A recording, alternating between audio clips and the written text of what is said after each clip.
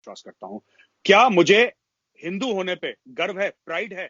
हाँ, मुझे हिंदू होने में बहुत गर्व है, लेकिन मेरा धर्म मुझे ये नहीं कहता कि मैं किसी को छोटा करूं या छोटा दिखाऊं या किसी को अलग करूं। अच्छा, अखंड भारत की इसमें बात है मेजर जी। गौरव आर्या, इसमें यहाँ पे यही बात आती है मेजर साहब के लोग, फिर जो आर्ग्यूमेंट आता है कि जब आप जी अखंड भारत में बिलीव करते हैं तो फिर पाकिस्तान की क्रिएशन को आप लोगों ने दिल से तस्लीम नहीं किया, तो इस वजह से हर वक्त कोई ना कोई ऐसा बहाना ढूंढते रहते हैं कि किसी ना किसी तरीके से ये जो पार्टीशन है इसको खत्म किया जाए। सॉरी, हमारे पास टाइम थोड़ा सा कम है मेजर साहब, मैं आपके ऊपर आना चाहता हूं। मोदी जी और उन पे जी तो बहुत चले, आपके ऊपर भी बहुत ज्यादा इल्जाम आते हैं, ठीक है कि नहीं? जी, बताइए ना, एक इल्जाम तो ये है कि आप एंटी मुस्लिम और एंटी पाकिस्तान रेटरिक की वजह से ये सारी जी। चीजें आप इंस्टिगेट करते हैं। अतर साहब, इस पर मैं ये कहूंगा, एंटी पाकिस्तान यस, मैं रोज 8-10 ऐसे ट्वीट भेजता हूं जो एंटी पाकिस्तान है। एंटी मुस्लिम अगर मैंने कोई भी एक ट्वीट भेजा है, आप मुझे अभी बताइए, आपके पास फोन आपका बजा था, मुझे पता है फोन रखा है।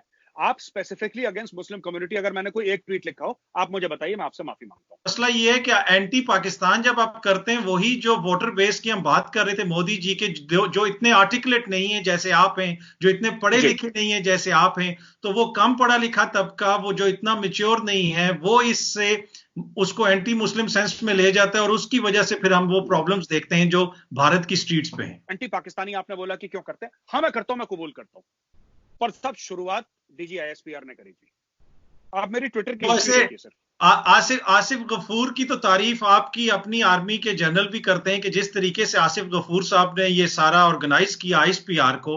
पहले आईएसआई के ऊपर इल्जाम लगता था हर जगह पे, अब जो है आईएसपीआर भी उस लिस्ट में आ गई है। बिल्कुल साहब, आईएसपीआर, देखिए बात यह है कि जो आसिफ गफूर साहब ने करा ना, वो थोड़ा जरूरत से ज्यादा कर दिया। मुझे ऐसा लगता है उन्होंने पाकिस्तानी आर्मी के फंड्स इस्तेमाल करके खुद को एक पाकिस्तान में हीरो बना दिया सोशल मीडिया पे। अब जो दूसरे वाले आए हैं वो बिल्कुल चुप हैं, उनकी तरफ से ट्वीट ही नहीं आया, उनका वेरीफाइड ट्विटर हैंडल भी नहीं है। पीस फॉर चेंज का हैंडल था आसिफ साहब का, वो चले गए, उखाड़ा आपके चले गए 40 डिव कमांड करने के लिए, इन्फेंट्री डिव। उन्होंने अच्छा काम करा, मैं मना नहीं कर रहा, उनका काम था, फौजी है, पाकिस्तानी का फौजी है भाई, दुश्मन के खिलाफ हमसे प्यार प्यार थोड़ा ना करेंगे। उनका जो काम है वो प्रोफेशनल काम करेंगे। लेकिन मैं ये कहना चाहता हूं कि हमारे पास कोई आईएसपीआर जैसा महकमा नहीं है इंडिया में।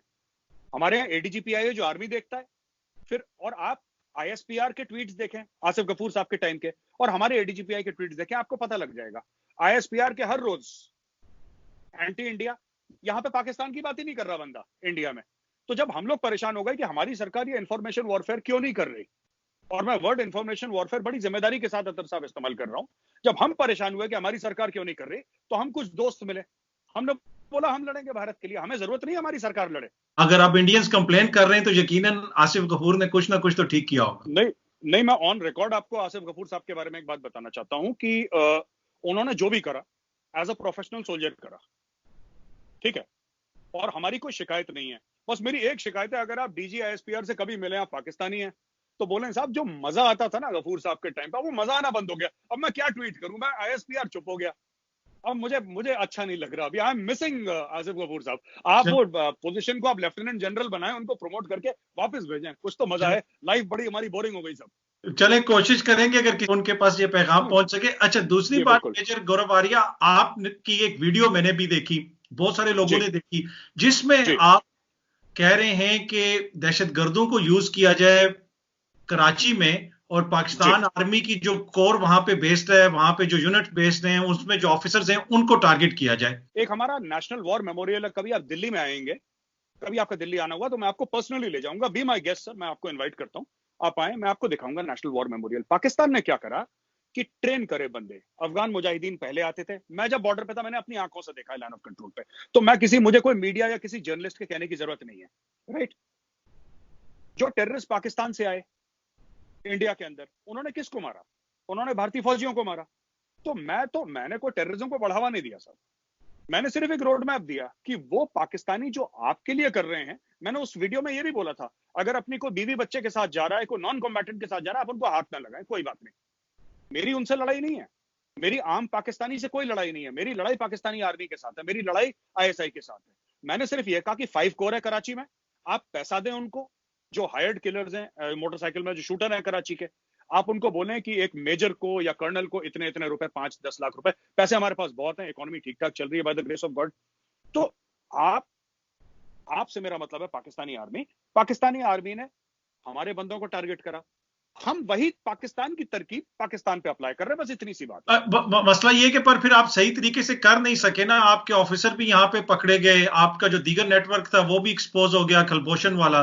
तो मतलब ये है कि उसमें भी आपने अगर दहशतगर्दों का सहारा लेने की कोशिश की। अजीत डोवल साहब जब से आए हैं, अजीत डोवल साहब का ये कहते हैं कि उनका ये आइडिया था, उनका ये ब्रेन चाइल्ड था कि किस तरीके से बलोचिस्तान को हॉट किया जाए, तो लेकिन उसमें उनको बुरी तरह नाकामी हुई।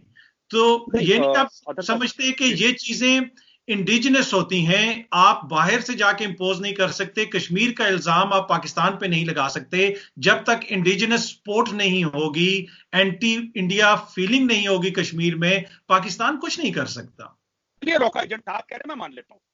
क्या आपको लगता है इंडिया 130 करोड़ लोग, $60 बिलियन का डिफेंस बजट, रॉ का अपना अलग सा बजट, आप क्या सोचते हैं एक ही कुलभूषण जाधव होगा?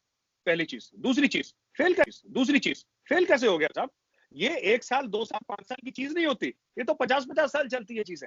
पाकिस्तान ये सब चीजें इसलिए कर लेता है कश्मीर में क्योंकि वहां पर आर्मी चीफ ने बोलना है मुझे चाहिए। वहां पे इमरान खान साहब, बाजवा साहब को ये नहीं बोल सकते कि जी मेरा मन नहीं है इसमें। अब इमरान खान किसी की नहीं सुनते, टू बी ऑनेस्ट। दूसरी मेजर साहब देखें, आपने इंडिया के बजट की बात की, मिलिट्री बजट की बात की। पाकिस्तान आपके छोटा मुल्क है और पाकिस्तान की मिलिट्री एक्सपेंडिचर भी जो है वो भारत के मुकाबले में बहुत कम है।